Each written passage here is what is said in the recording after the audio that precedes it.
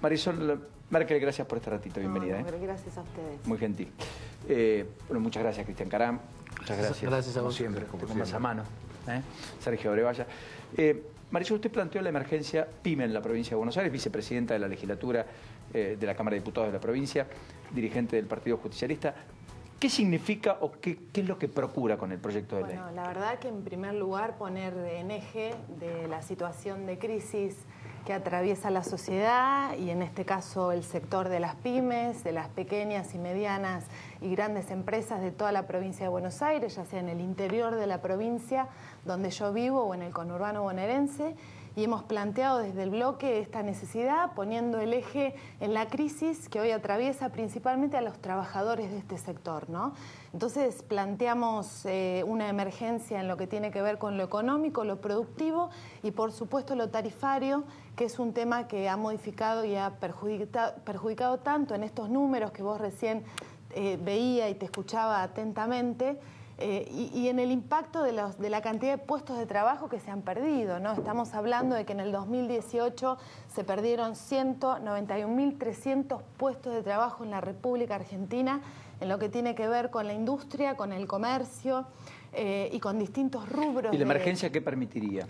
La emergencia plantea como instrumentos varias cuestiones. Punto número uno, que el Estado actúe en consecuencia de esta crisis, que se suspendan, por supuesto, los cortes en el suministro de energía eléctrica, de gas y de agua, que es algo tan dificultoso, principalmente en el interior, para poder costear. Suspender medidas judiciales por parte de bancos, ejecuciones por parte de bancos, por parte de ARBA, o sea, que el banco y que el Poder Ejecutivo genere herramientas y mecanismos de fácil crédito durante el transcurso de un año, que es donde se plantea la emergencia, con posibilidad a extender esto a 2 años. ¿Y hay plafón para eso? Bueno, la verdad que cuando uno habla en el mano a mano con cada uno de los legisladores de los distintos bloques, digo, esto es una realidad que no necesitamos datos, ni encuestas, ni estadísticas, lo vivimos todos los días. Pero hay plafón político para el debate, porque ahí no tiene mayoría la oposición, tiene mayoría el oficialismo después de la elección del 2017. El oficialismo. En el mano a mano con cada legislador entendemos que también el oficialismo tiene que dar una vuelta en estas medidas y reflexionar ante esta medida. Entonces vamos a hacer todo lo posible para encontrar los consensos y poder llevar adelante esta ley que es tan importante para la producción, porque de ninguna crisis en ningún país se sale sin producir. Cristian Caram, usted no les esquivó esto, más allá de que fue legislador en la ciudad, pero siempre se habló en momentos críticos. Usted fue en épocas, yo diría, muy críticas de la Argentina, legislador porteño. Hoy está en un nucleamiento PYME. Y la pregunta del millón es, pues está bien, el diagnóstico lo tenemos. ¿Qué se hace? En un sentido bastante parecido al que está planteando la diputada en la ciudad de Buenos Aires, que es donde nuestro nucleamiento se desarrolla. Hemos desarrollado una cantidad de propuestas. Empezamos por alguna, si se quiere, un poco más integral, que tiene que ver con un tema que estos días se está tratando en el Congreso y que la verdad no tiene explicación por qué no logra aprobarse, que es el del blanqueo laboral.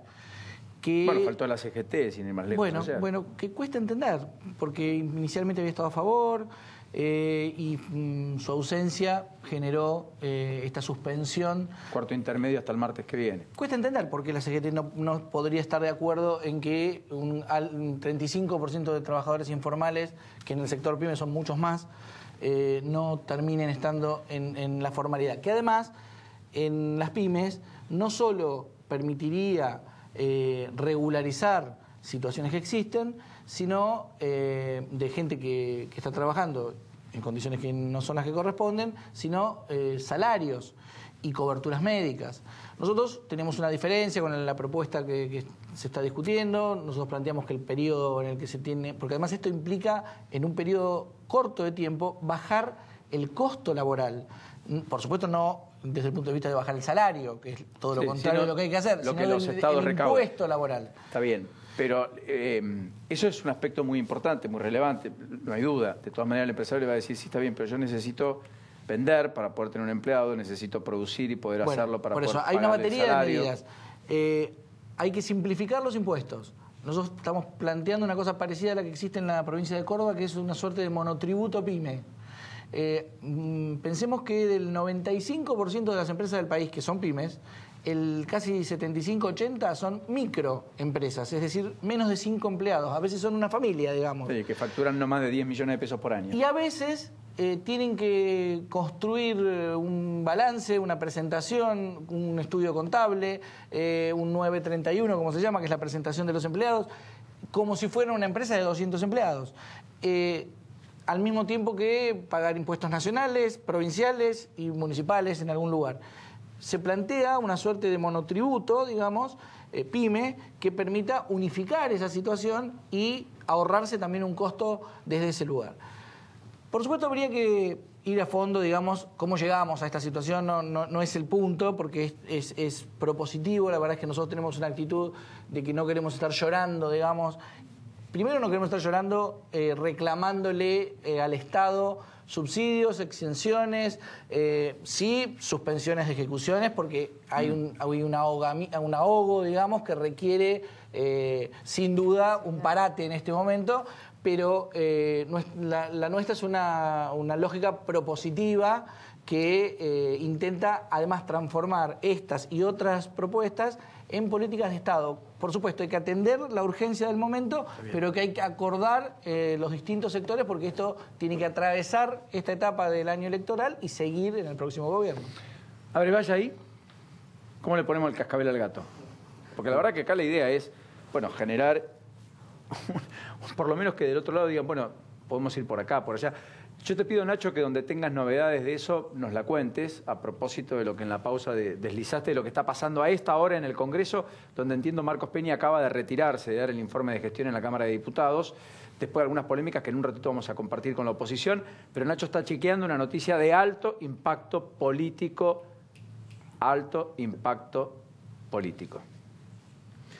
Varias cosas. Unas ya se dijeron, me parece, coincido con el monotributo PYME, me parece que hay que poder compensar, el empresario tiene que poder compensar con un índice de acuerdo a la cantidad de gente que toma, el IVA con los aportes, es decir, para pagar menos impuestos. Lo mismo presenté emergencia PYME para que dejen de ejecutar desde, en el caso nuestro, AGIP, en la Ciudad de Buenos Aires, pero la verdad que la FIP es la que está haciendo desastres.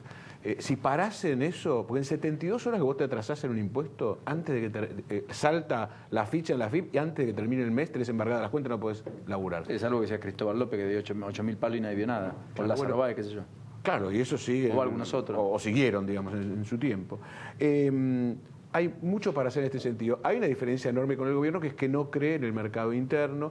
Las tasas siguen estando altísimas. Ninguna pyme puede tomar ningún crédito, pero en ningún banco oficial. Y nadie puede financiar con su tarjeta de crédito 2 compras al mes de alimentos porque le viene el 100% de tasa anual en la tarjeta, en un banco oficial. Esto también presenté proyectos para que las baje, que es una locura que la legislatura le diga a su Banco Ciudad, que puede, porque es propietaria de la ciudad, para detener estas tasas, te las bajo. En realidad lo tiene que hacer el banco, pero me parece que el Ejecutivo tiene que entender que el cambio de política económica tiene que ir hacia que se pueda producir y tiene que haber trabajo. Si no, no hay manera de salir de Argentina. Y te digo lo último, me parece que hay que concordar en un Consejo Económico y Social Nacional, que es lo que lo hace estable. Hay que conformarlo, sentar trabajo, universidad, sector social y sobre todo empresarios y empezar a concordar cuáles son los mercados a los cuales vamos a jugar afuera, cuál es el mercado interno que abastecemos y cómo, digo, lo que podemos producir. Sí, y con gesto de grandeza dispuesto a conceder, ¿no? Porque eso es una negociación, cuando uno se sienta a una mesa y concede, ¿no? Pero hubo una experiencia muy buena en la Argentina, en un momento trágico, que vos recordaste recién, que fue el diálogo argentino en el 2001-2002, que rápidamente logró contener los precios. ¿Te acordás que tuviste una inflación en el 2002 del 40%, mientras el dólar tenía un casi 300% de aumento? Se triplicó. Claro, así que podés hacerlo, pero tenés que sentar a los sectores, tenés que escuchar lo que te dicen y sobre todo les tenés que dar el protagonismo que te puede dar además políticas estables en el tiempo, es decir, más allá de la política, ¿no? Bienvenido, Pollero, ¿cómo le va? ¿Qué dice? ¿Cómo anda? ¿Tocó fondo la industria, entiende usted, o no? No, está en una grave situación, creo que puede caer aún más, lamentablemente. O sea, el dato de febrero recuperando algo de terreno respecto a enero no le significa nada. Digamos, un dato que utiliza el gobierno para tratar de maquillar el fracaso económico y productivo. Acá no hay un modelo económico. Para que haya un modelo económico, el corazón de ese modelo económico es la parte productiva. Acá todos los sectores productivos perdieron. En el 2016 hablábamos de que había algunos sectores que ganaban y otros que perdían. Hoy pierden absolutamente todos, pierden los grandes empresarios, como por ejemplo en lo que tiene que ver con el sector automotriz, pero pierden los pequeños empresarios, como el caso textil. O sea, hoy hablar de que este es un gobierno de empresarios me parece un error bastante importante, porque son justamente los grandes perdedores de este sector. Digo, empresas grandes que hoy han perdido más de un 40, un 50% de su patrimonio medido en dólares, endeudados en dólares, y las pequeñas y medianas empresas, que es un poco lo que se venía contando acá, donde 9 de cada 10 empresas tienen 3 problemas. Caen las ventas, le suben los costos y le cae la rentabilidad. ¿Por qué le cae la rentabilidad? Porque todo el aumento de costos que tienen no lo pueden trasladar a precios, justamente por esta situación, digamos, de que no hay mercado, no hay demanda, y la poca demanda que hay se tiene que enfrentar en la competencia con los productos importados. Es decir, es casi un combo perfecto para, digamos, poner a las pequeñas y medianas empresas en situación de crisis. ¿Congelar precios está bien? ¿Es un antídoto o es una receta perimida y que va de fracaso en fracaso? Porque ahí lo que dicen los supermercadistas es cuidado con el desabastecimiento, los que dicen otro es yo puedo tener la mejor voluntad de congelar precios, ahora si mis costos siguen subiendo, ¿cómo hago para mantener un precio y para después garantizar la provisión y para después tener en góndola los productos que la gente me va a ir a buscar, digamos? Sí, a ver, varias cosas. El control de precios no funciona en ningún lugar del mundo, ni siquiera en la República Socialista Soviética, digamos, ¿no? No, una cosa son precios máximos y otra es regulación de los precios y garantizarle a cada uno de los eslabones de la cadena un margen de ganancia razonable. Lo que ha ocurrido en estos últimos 3 años es que el salario fue muy por debajo en cuanto a velocidades respecto del dólar, respecto de los precios regulados de los alimentos y de los precios regulados que tienen que ver con las tarifas y demás. En ese escenario donde el salario perdió en comparación con cualquier cosa, hay que ir, coincido, a un acuerdo general donde sentemos a todos los sectores y desde ahí hagamos una política. Ahora, si me preguntas si en este contexto es la situación, yo creo que hay que tomar algunas medidas para los sectores más vulnerables y fijar una cuestión de precios. ¿Cuál es el problema? Es que no hay modelo económico, como dije anteriormente, y faltan 9 meses para las elecciones, por lo menos para lo que es el balotaje, digamos, para terminar ese proceso electivo. Entonces, un programa económico tiene que tener sus raíces desde el inicio. Hoy no lo tiene. Yo creo que el congelamiento de precios no es una solución, pero cierto nivel de control sobre la cadena de comercialización es imprescindible. Yo vengo de un rubro gastronómico en esta etapa y hay aumentos que no siguen ningún parámetro, ni el de la inflación, ni el del dólar, y además, por ejemplo, en rubros que no tienen nada que ver con el dólar y que uno dice, ¿y esto por qué tiene este nivel de aumento o viene con este nivel de aumento? Algunos tendrán alguna explicación que pueda superar estacionalmente, pero en general hay, digamos, también alguna argentinidad, digamos, ¿no? En algunos de estos aspectos. La inercia inflacionaria hace que me cubro por si acaso, me cubro por las dudas, remarco porque no sé a qué costo voy a recomponer por eso, esto. ahí es donde el Estado tiene que estar más presente. El aumento del dólar, ¿no?, que estamos atravesando, digo que esto también se traslada a los salarios y al bolsillo del ciudadano cuando va a la góndola del supermercado y tiene que bajar la calidad de vida hasta alimentaria. El aumento es medido de las tarifas. Digo, desde el 2016 hasta la fecha llevamos un 3.400% de aumento en la luz, en la electricidad, 2.600% de aumento en el gas y 1.000% de aumento en el agua. Digo, y esto es algo inadmisible. Además hay algo particular en el tema de hipermercados. Yo presenté una ley de góndolas hace bastantes días. Bueno, ¿es muy distinta a la de Carrió? Es distinta porque la regulación local, presenté una similar a la que presentó Santa Fe, la regulación local es la que permite realmente controlar la góndola. En realidad, nacionalmente lo que tenés que controlar es la otra parte de la cadena y la posibilidad de competencia entre los que producen. Pero la góndola, lo que es defensa del consumidor, góndola, lugar de góndola, ese negocio inmobiliario que tienen los hipermercados que te venden el lugar de góndola, en mi opinión, es competencia de la ciudad, no nacional. Y si les hiciese nacional, no es que esté mal, pero tendrían que adherir las provincias. Claro, y correcto, lo que dijimos, está bien eso. Y además lo tenés en Estados Unidos con distintos fallos a favor de los consumidores a lo largo de los años, que dijeron, bueno, podés tener más del 40% como marca de un espacio de la góndola y no puedes tener más de tu porción de mercado y tiene que haber por lo menos Todo esto para evitar posiciones dominantes. Posiciones Defensa de la dominantes y competencia. para que entre, claro, entre la competencia, romper la cartelización, que además hoy la tenés con marcas de los hiper, y que ingresen las pymes que existen, aguantan todavía y están, pero con escala más chica. Porque esto no es un tema menor. Hay muchas pymes que producen pero no llegan al hipermercado, a la gran cadena, y en consecuencia ven mermada su posibilidad de poder crecer y dar saltos cualitativos.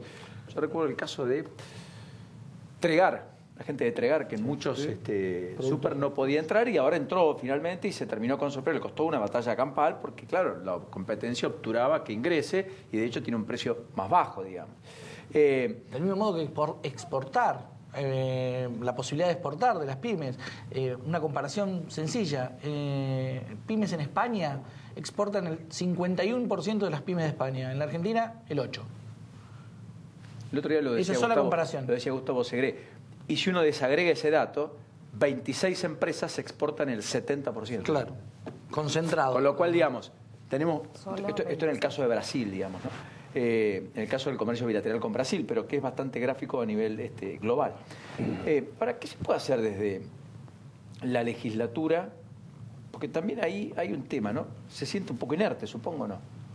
Bueno, la verdad que... Levanta la voz, presenta proyectos, pero bueno, si no hay plafón... La verdad que nosotros lo que apelamos permanentemente es al diálogo, ¿no? Soy vicepresidenta de la Cámara, soy opositora dentro de una Cámara que es gobernada por el oficialismo.